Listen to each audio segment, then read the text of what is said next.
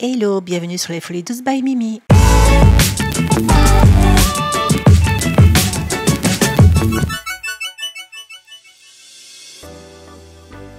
Et on aura besoin de 500 ml de crème liquide entière, de 6 jaunes d'œufs, de 100 g de sucre vanillé, 2 gousses de vanille et un petit peu de sucre cassonade. Allez, c'est parti, on va fendre la gousse de vanille en deux et extraire les grains en raclant avec la lame d'un couteau. Alors pour la petite info, j'ai ramené ces gousses de vanille de mon précédent voyage en Martinique. Elles sont bien charnues et surtout bien parfumées. Placez la gousse de vanille égrenée dans une casserole avec la crème puis faire infuser à feu doux. Quelques minutes, on éteint le feu et on laisse infuser 30 minutes. Pendant ce temps, dans un saladier, battre les jaunes d'œufs avec les sucres jusqu'à obtention d'une texture bien mousseuse. Je sais pas vous, mais j'adore la crème brûlée, c'est tellement facile, simple et rapide. Une fois la crème bien parfumée, ôtez du feu et laissez tiédir à travers une passoire. Versez ensuite un petit peu de crème tiède sur la préparation aux œufs et fouettez énergiquement pour éviter la cuisson des œufs.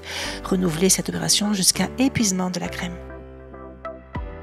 Pour mon petit soutien quotidien, pensez à souscrire et à vous abonner, à mettre un petit pouce bleu, commenter, partager et à activer la cloche. Dans un grand plat à rebord allant au four, vous déposerez 8 ramequins ou comme moi 4 grands ramequins pour crème brûlée. Versez ensuite de l'eau dans le plat jusqu'à atteindre la mi-hauteur des ramequins. Vous enfournerez 35 minutes à 160 degrés. On appelle ça une cuisson au bain-marie.